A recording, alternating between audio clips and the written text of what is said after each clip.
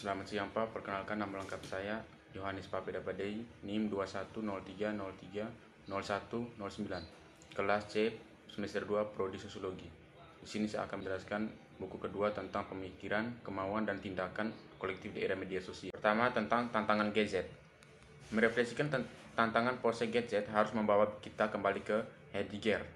Teknologi itu sendiri merupakan istilah yang bentuk hubungannya dengan dunia, yaitu sebagai sesuatu yang didefinisinya adalah sebagai bentuk hubungan atau mempengaruhi, atau menggunakan istilah Heidegger, menantang dunia ketika manusia mulai memahami dunia sebagai hadiah, sebagai entitas untuk dipahami, dipecah, dikuasai, dan ditangkap. Maka ada bahaya. Bahaya muncul ketika teknologi diarahkan untuk mengendalikan dan mendominasi lingkungan dan penggunaannya berurusan dengan dunia. Dengan cara ini yang dibentuk oleh objek daripada benda adalah apa yang Heidegger lihat sebagai esensi dari teknologi modern, atau apa yang dia sebut Getzel, diterjemahkan secara beragam sebagai framing atau positionality. Di dunia modern, mode ini telah mendominasi, namun ini bukan sekadar pertanyaan persepsi, pergeseran sikap belaka tidak berdaya untuk memunculkan hal sebagai sesuatu atau aspek pemikiran. Sarjana Heideggerian Albert Brockman memperkenalkan gagasan paradigma perangkat untuk mengkonsolidasikan dan mengeksplorasi ide-ide pandangan teknologi yang menginformasikan paradigma perangkat cukup kuat sehingga harus diakui dan diatasi. Jika kita ingin terlibat dengan gadget secara konstruktif, Brockman mengembangkan pemahaman Heidegger sedemikian rupa sehingga meluas ke banyak artefak yang dikembangkan secara teknologi atau mirip dengan apa yang saya sebut gadget. Programnya di sini berguna karena menunjukkan kepada kita satu arah di mana ide-ide Heidegger dapat diambil, tetapi itu adalah arah yang sangat tidak saya setujui. Brockman mendefinisikan perangkat sebagai teknologi yang membuat sesuatu tersedia bagi kita, seperti panas, dengan cara yang seketika di mana-mana, aman dan mudah.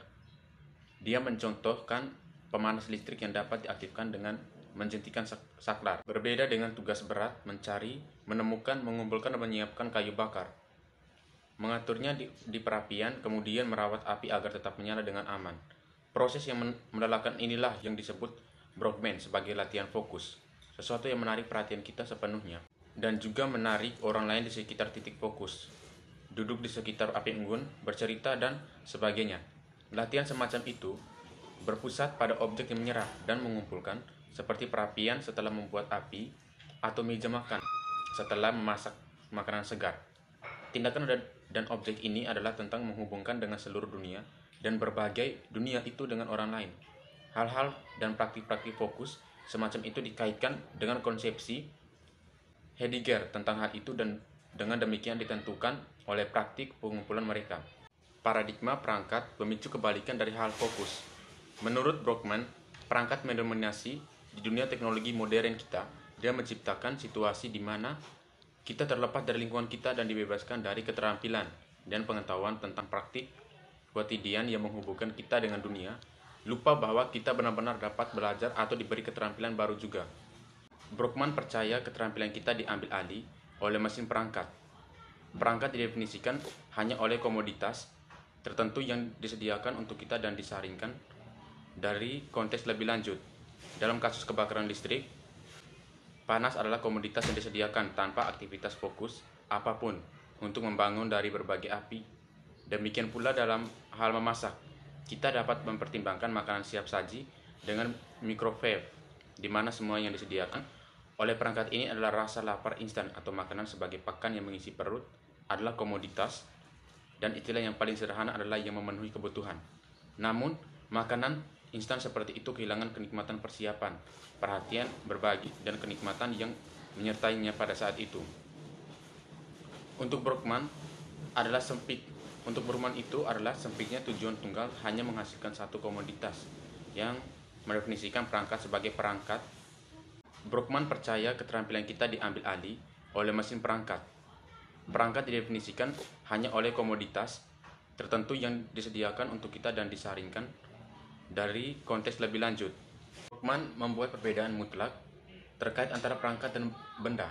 Di divisi ini jelas dia bahwa paradigma perangkat berlaku universal.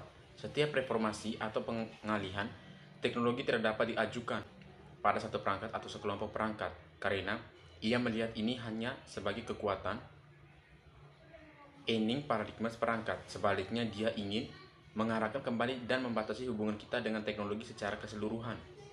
Ini perlu karena mengakui kapasitas apapun untuk mengarahkan teknologi ke arah penggunaannya.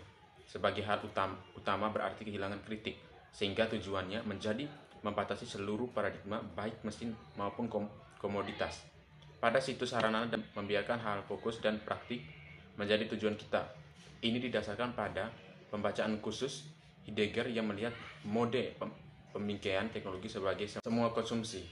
Oleh karena itu, Brockman merekomendasikan agar kita belajar untuk mengesampingkan perangkat kita dan menggunakannya hanya untuk mendukung dan mengaktifkan hal-hal dan praktik fokus kita. Reformasi membutuhkan pengakuan dan penekanan paradigma perangkat, pengakuan dipandu oleh perhatian utama. Selain sebagai perangkat pribadi yang terpisah, gadget adalah bagian dari sistem hubungan sosial yang lebih umum.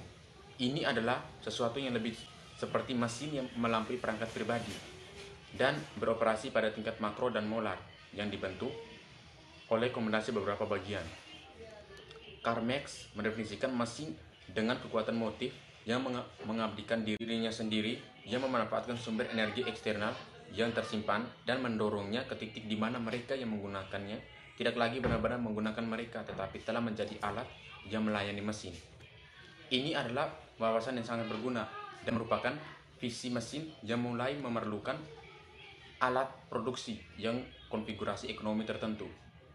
Kapasitas produktif inilah yang perlu diperhatikan ketika beranjak dari skala personal ke skala sosial dan politik.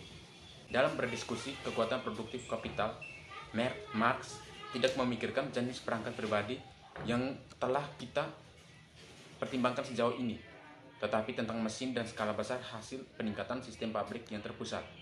Namun, perspektif Marx adalah salah satu yang tentu perlu diperjuangkan ketika kita menganggap gadget atau assembly sebagai bagian dari sistem kapital seperti yang dirumuskan saat ini. Gagasan tentang mesin juga dapat menawarkan wawasan tentang gadget ketika kita melihat ke sudut filosofis lainnya.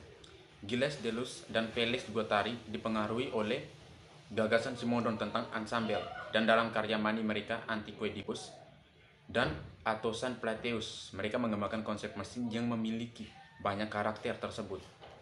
Mereka memberitahu kita bahwa mesin ada di mana-mana. Di mana-mana ada mesin yang nyata, bukan yang kiasan. Mesin yang menggerakkan mesin lain dengan semua sambungan dan sambungannya yang diperlukan.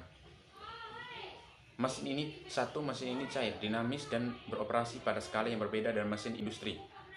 Deleuze dan Guattari memahami mesin sebagai entitas kombinatorial, proses penggabungan yang sangat produktif antara entitas dirakit melalui menghubungkan kopling yang proses lainnya menjadi. Begitulah sifat diri apa yang mereka sebut mesin penghasrat. Mereka tidak melihat mesin sebagai mekanis dalam pengertian tradisional seperti yang ditunjukkan oleh Salvador Izek.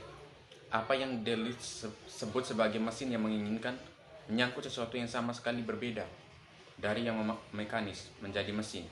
Ini adalah mesin sebagai multiplisitas, kumpulan elemen yang lebih kecil yang tidak tetap berkembang menjadi itu, bukan sekadar objek yang dibatasi dengan jelas, tetapi berbincang tentang semacam sistem. Konsep terkait lainnya yang berguna menempatkan kerangka kerja yang lebih konkret di sekitar kumpulan adalah konsep dispositif. Konsep ini telah dikembangkan oleh beberapa pemikir baru-baru ini, termasuk Michael Posal, Gilles Deleuze, dan Giorgio Agamben, antara lain. Dan meskipun